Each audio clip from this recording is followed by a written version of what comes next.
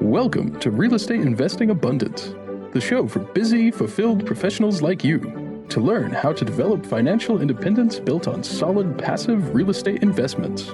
Now, here is your host, Dr. Alan Lomax. Hello, enlightened investors, and what a delight to be back with you again today. We are going to take a look at 5 strategic ways to find off-market deals, amongst other things. So Matthew Baltzell is a real estate investor with a portfolio of over 743 units and 4 years of asset management. He is also the former host of Real Estate Journeys, a top 400 business podcast.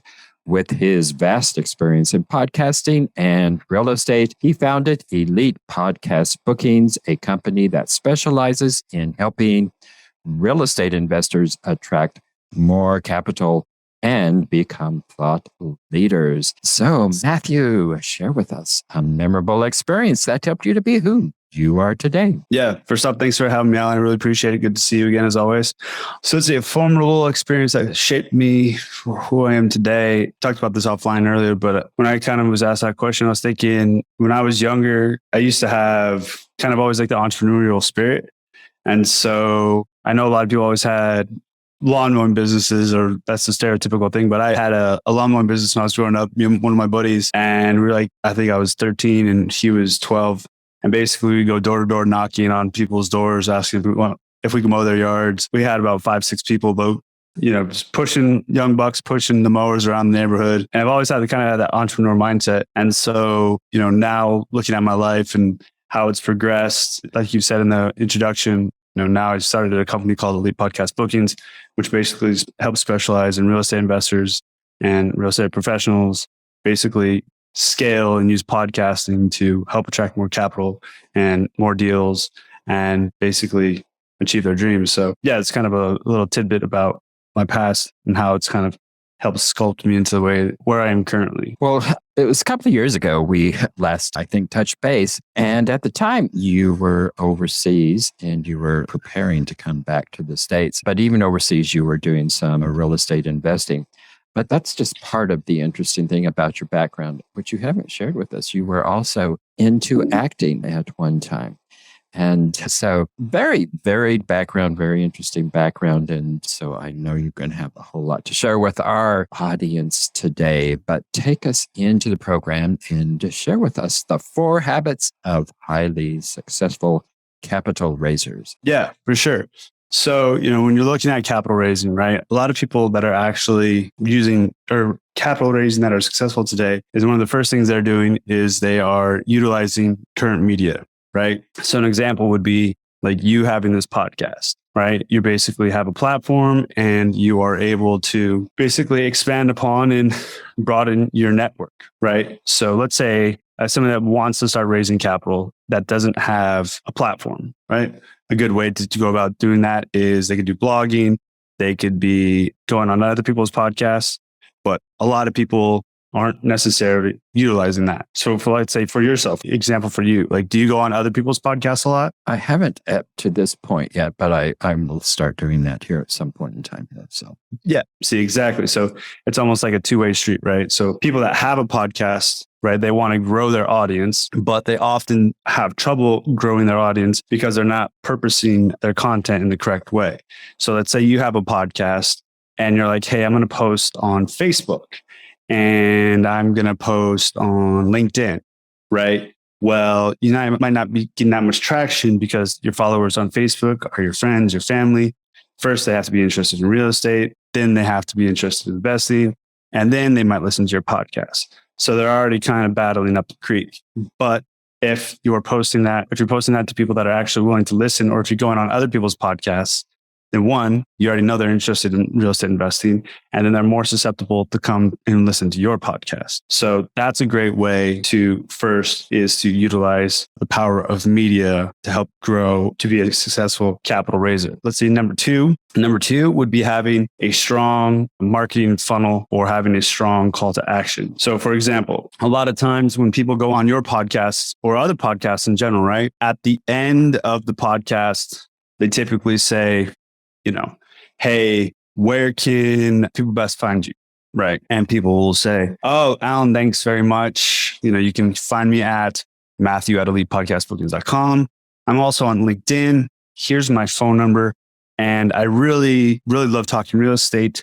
So reach out to me on LinkedIn. I'm really accessible, right? That's a very weak call to action. And a lot of times when people are listening to these conversations, podcasting is a very intimate experience, right? It's between your ears. And so, people that listen to podcasts, they start it and then they finish it. It's not like a song where you can pick it up in the middle. It's a very intimate experience from start to beginning. So when they get to the end, it's almost like the reward, right? And so you don't want to drop the ball. So when you get to the call to action, you're going to want to have something that's basically delivers scarcity, right? You're going to want people to take action. So you're going to say, you can give an example of an ebook, or not an ebook, a hardback covered book signed, right? So you could say, hey, the first 10 people to reach out to me via email, whatever, Matthew@elitepodcastbookings.com will get a autographed copy and a rare underwriting template for your multifamily syndication underwriting model or something like that, right? And people will be like, okay, wow, there's only 10 of those available. Let me take action, right? But if you just kind of give a blasé overview, then people aren't really going to be doing that, right? So that's number 2. And then number 3, right, is to always constantly be expanding upon your network. So I had a podcast interview a couple of days ago, and somebody was talking about the power of, we were talking about the power of networking, right? And so whether the economy is going to go up, or whether the economy is going to go down, whether there's going to be a boom or a bust in real estate, nobody necessarily knows. But if you need capital today, right, or you need capital tomorrow or next week, those people that can raise millions of dollars in a drop of an email or a week, 2 weeks, 3 weeks, or whatever have you, they've been formulating and curating those relationships for a very, very, very long time, right? They're not saying, oh, and you could feel the desperation from people, right? When they reach out to you hey, I haven't heard from Alan in 2 years. Oh, hey, Alan, what's going on? Oh, by the way, I have a new deal. It's well, yeah, okay, all right. But you don't have that consistent point of contact, right? So when people are joining your email list, you're sending out 2 emails, you have great branding, you have good colors, you have good logos, you're consistent with your messaging. And after that kind of parlays into number 4 is when you're expanding upon your network, you constantly have deal flow, right? You're almost like a date matchmaker, right? If you were a single guy and you were like a date matchmaker, right?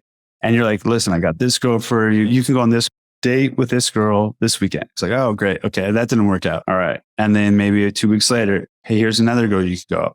You're always presenting new opportunities. So people want to be around people that are on the up and up, right? If you think about it as a tornado spiral, it starts lower in the cyclone and the bigger it gets, the bigger the tornado is and the more it can attract. But if you just start off small, when you have something right away, then you're not necessarily going to be able to attract a lot of capital, or you're not going to be able to necessarily attract a lot of deals. So constantly expanding upon and building your network is going to help you attract more deal flow, attract more capital, keep your podcast going. And, people that do this over time, it's just like an avalanche and like the tornado that just gets bigger and bigger and bigger and bigger. And they don't have to work as hard to raise $4 million. But the first time they were raising $100,000, they had to beat the drum, pull their parents' hair, claw tooth and nail just to get $100,000 from 10, 20, 15, 12, 5, 7, whatever investors have you. So that's kind of just a high level overview of how to generally be a successful capital raiser from what I've seen and what I've studied and what I've worked with and people who we have with as clients. Yeah, that makes perfect sense there. Wonderful suggestions there. So Matthew, tell us what you have to offer and how it is we can get in touch with you. Yeah. So like I was saying, if you're looking to attract more capital, deal flow, and learn how to take your real estate investment to the next level, you can go to elitepodcastbookings.com and you can schedule an appointment with me and enter the promo code Alan. And the first 2 people to do this will get a completely free month for us. So just enter the promo code Alan so I know where you guys came from, and we'll set you up and we'll look at your marketing funnel and we will provide a free month's worth of service there for you. Free month of full service? Yeah, free month of full service for the first 2 people. Wow, that's a deal and a half there. Wonderful. So, how to attract capital like a boss with using the media of podcasting? Yeah. So like I was it was correlated a little together, right? So that's basically kind of like a high level overview of a formula of how you would do it, right? So with the podcasting, you're basically putting yourself out there, amplifying your message to your potential investor base. Now, a lot of times people will say, oh, there's all these other real estate podcasts, what do I have to say, right? Well, it's just packaged in a different way, right? There's thousands of syndicators, thousands of capital raisers. And I mean, let's say you're raising money for multifamily, right? I mean, at the end of the day, what's the difference between a 200 unit in Orlando and a 200 unit in Jacksonville? I mean, they're kind of the same, relatively the same area, blah, blah, blah, blah, blah. They might have different submarkets, et cetera, but they're basically 200 units. They have a roof, 2 doors, whatever you want to have, whatever you want to say. Well, so in terms of podcasting, what are 3 things that you should never do as a podcast guest? Yeah. So 3 things you should never do. 1, like I was saying earlier, is you should never not have a call to action, right? You should never not have a call to action. And number 2 is, for example, like if you look at my setup, I have a clear professional image, right? I don't have a green screen background, which I never recommend. I think those look very tacky. Right? You got to have high quality production. You have to have your camera angle set up at eye level. These are kind of things that people don't think about, right? This is your first impression. This is your initial meet and greet, right? So if someone were to see this production value of quality, right? And they were to see this, like, oh, this guy's serious. Right. But if they were to see a HD granular image of me and my camera's up here and I'm looking down at you and it's like, they can't even get the camera set up. What makes me think that they can handle my business? Right. And another thing that people should always do is be professional and be courteous and follow up and thank the host. I know you had a podcast earlier, and I had a podcast in the past, and you currently have a podcast. I bet you that very few and far between people actually follow up and basically say, hey, thank you for the time. I appreciate it. Or they help promote the episode, right? It doesn't feel good when people are coming on your platform just to use you to promote their message, right? When it's a symbiotic relationship, cohesive relationship, podcasting is a great way to develop your network, to gain friendships, to gain partnerships, to gain investors. But when you're just coming in strictly as a transaction, the host can feel that, the audience can feel that. And when you're not leading with value, then it's not good for anybody. So I guess the last one would be also lead with value. Very good. Actually, most people follow up with a thank you, if nothing else. And most people tend to, a good number follow up with additional referrals as well. And which I appreciate all of that. So what are 4 unusual ways that we can use our real estate to leverage our overall business? So I think the last bullet point maybe should have been omitted, but can you repeat that again? What were the 4 unusual ways that what? 4 unusual ways to leverage your real estate business. Yeah, I think it should maybe possibly say the ultimate way to leverage your business was podcasting, right? So with the podcasting, right, it's the up and coming new form of media that basically is but basically it's a new up and form coming of media that is helping people promote their business. It's very interpersonal, like I was saying before, right? If you are going on, media tours, right? You might have to be a bigger, more popular Grant Cardone or something like that. But if you're initially starting out and you're looking to develop these relationships, develop your network, you could start a podcast, right? And I've seen your emails come in, your drip campaigns, you have good communication, you've been doing this for a while, right? But these things take a lot of effort, right? It takes a lot of work to have a successful podcast like yourself. So if you don't have the time or you don't have the resources or you don't know how to do that, right? It doesn't take a rocket scientist to be like, hey, I should be going on podcasts, right? And then you're leveraging other people's platforms. And now you're helping build your brand. So if Alan's podcast has an average downloads of, we'll say, whatever, anywhere from 1,000 to 10,000 an episode, right? And you do 3 or 4 podcast bookings a month, right? Of those kind of caliber of shows. Now, all of a sudden, you've reached 40,000 potential listeners. And the old school traditional way would be, hey, like everybody knows real estate is almost like a good old boy network, right? You got to go to the conferences and you got to shake hands and you got to kiss the babies. And yes, all that's still necessary.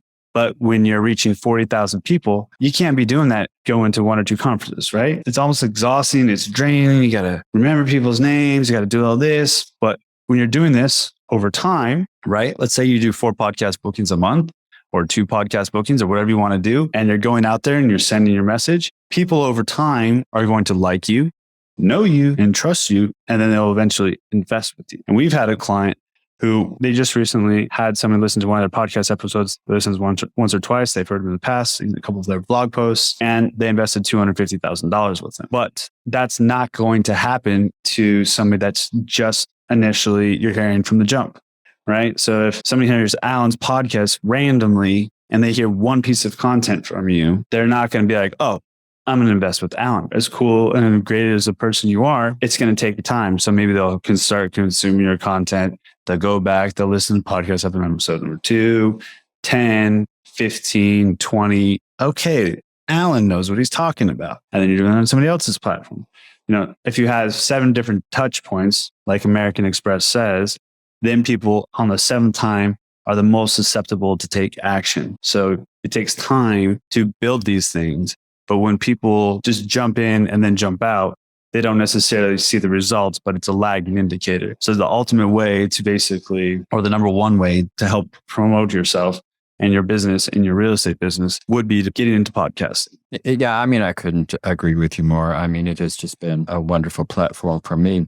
And as you stated, you were on my previous program, which was Creekside Chats with Real Estate Investors. There were, just for those who are contemplating doing this, there were 2 reasons I changed labels there. One is that, like most of us, when we're first starting out, we're going to make a whole lot of mistakes and do a whole lot of things that are probably not all that beneficial. And that certainly happened with my Creekside Chats. I was just starting out green and I had no clue what was going on and what I was doing. But I learned a whole lot from that experience. A whole lot. I did 158 episodes before changing the label and the platform. But anyway, the reason I changed the platform is because Creekside Chats with Real Estate Investors, it's way too long a name and it doesn't really directly relate to real estate investing. So I selected a better label. And also, I was starting out scratch from a year's worth of experience and from 158 podcasts. So I started out on a very positive note, knowing exactly what kind of platform I was going to have and knowing exactly how it is that I'm going to interact with my guests. And also having had that year's experience, I also knew how to put in so much of what it is that you are talking about. The drip campaigns in invitations, from acceptance of invitation to the day of the podcast. You've had several reminders that this is coming before this day. Well, all of that took time to put in place. It also took experience on how to develop all of those things. And it took time and effort to find the apps that helped me to do this, because there's no way I could do all of that without all of those back-end apps there. So yeah, great information there. And yeah, it has just been a godsend to me in terms of developing all of those connections. And I haven't put in all of those drip campaigns, but we're coming to that place where we're putting in those drip campaigns. So you're not only going to have that prior drip coming up to the show, but you'll be hearing from us consistently, for the next year. Essentially, we've got all of that in place now. So all of my guests will be in touch with them over the next year. But beyond that, and you didn't really touch on this, but we've started our direct marketing campaigns and reaching out to potential sellers. And in all of the direct marketing campaigns that I'm putting out there, I'm always referring back to the podcast, because in the direct marketing, these people don't know me from Adam, but I say, here's my podcast, go there. Exactly. Not only is it informative, but you could get to know me through that as well. It's your digital resume. right? Exactly. I think you said you had 158. It was 158 episodes prior. We had 158 with Creekside Chats. Yeah. And I've recorded over 150 in the new format. Exactly. So it's like saying, you've run the marathon and you have 5 medals to prove it, right? Yeah. So exactly. that having 158 episodes is a good digital footprint to have, right? It shows that you're consistent, right? You're dedicated. The amount of effort that it takes to put in that much and get those episodes. Like you can't just say, hey, go online and look me up. And then there's like one piece of information, right? Yeah. So it's like, wow, there's 158 different things this guy's put out. Like, what does this guy talk about? What did this guy talk about 3 weeks ago? What did he talk about a year ago? Well, how is Creekside Chats different from this podcast? How is it different from this podcast? Right. So that in itself, having a strong digital footprint basically is good for yourself and your brand because people can see you and they have more trust and they can see the evolution. And like you were saying of the drip campaigns or whatnot, like I've seen your growth. I think you're a lot stronger podcaster now. You're asking better questions. You have a better show flow.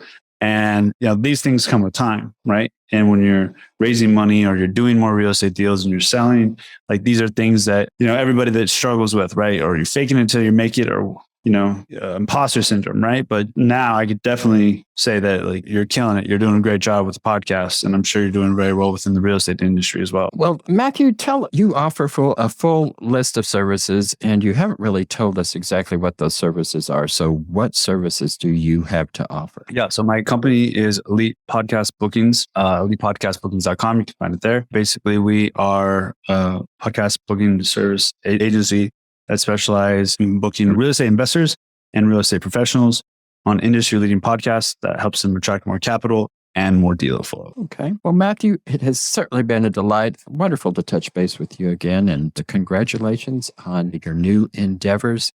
And viewers and listeners, as always, what a pleasure to be with you today. I look forward to our next episode. Thank you, Matthew. Thank you, Alan. Thank you for tuning in to Real Estate Investing Abundance, brought to you by Steve Talker Capital, a company working for passionate professionals like you to develop financial independence built on solid, passive real estate investments. As part of our efforts to make the world a better place, Steve Talker Capital contributes to activities and organizations committed to better understand the equine. These endeavors attempt to enhance the human treatment of horses worldwide. Steve Talker Capital, working for a world where all creatures, great and small, flourish abundantly. For resources to develop your financial independence, connect with us at stevetalker.com.